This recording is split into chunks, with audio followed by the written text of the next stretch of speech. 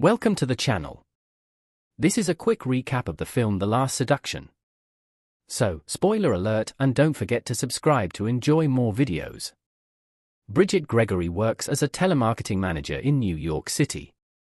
Her husband, Clay, is training to be a doctor and is heavily in debt to a loan shark.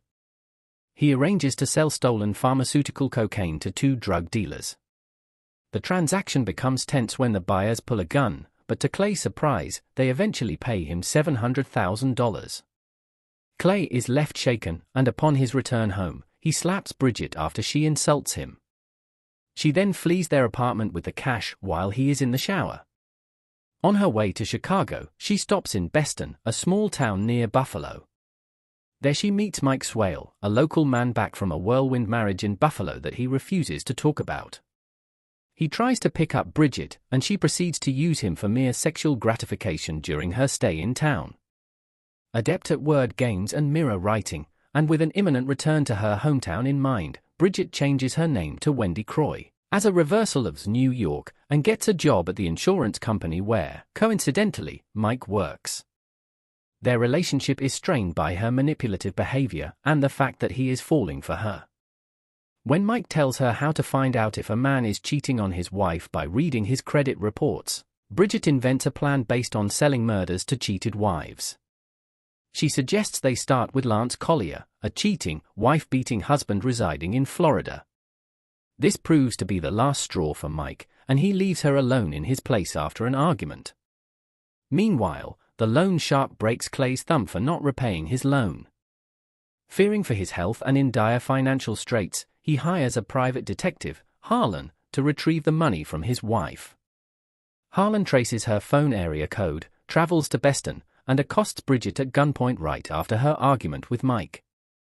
Bridget purposely crashes her car after tricking Harlan into removing his seatbelt, resulting in his death. Because Harlan was black, she uses local racial prejudice to persuade the police to close the case without further investigation. Bridget then resumes her manipulation of Mike and pretends to travel to Florida to kill Collier. Instead, she goes to Buffalo to meet Mike's ex-wife, Trish. Upon returning, Bridget shows Mike the money she stole from Clay, claiming it is her cut of the life insurance payout from the new widow.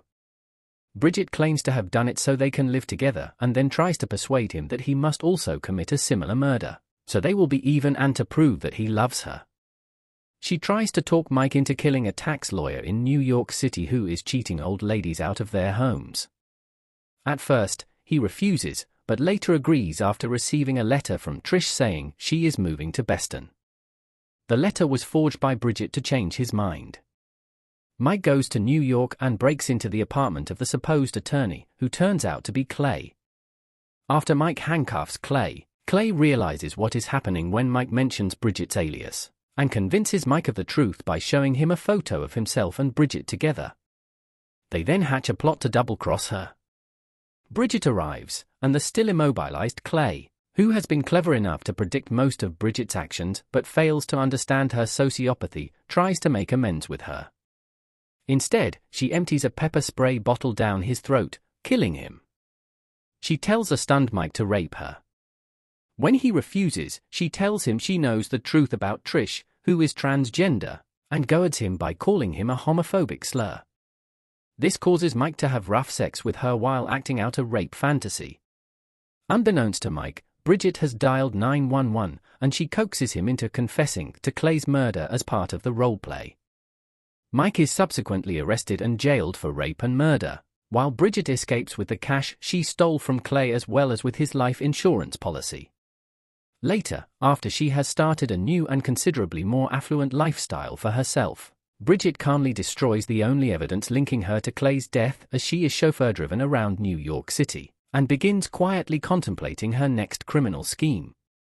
Thanks for watching. Subscribe and take care.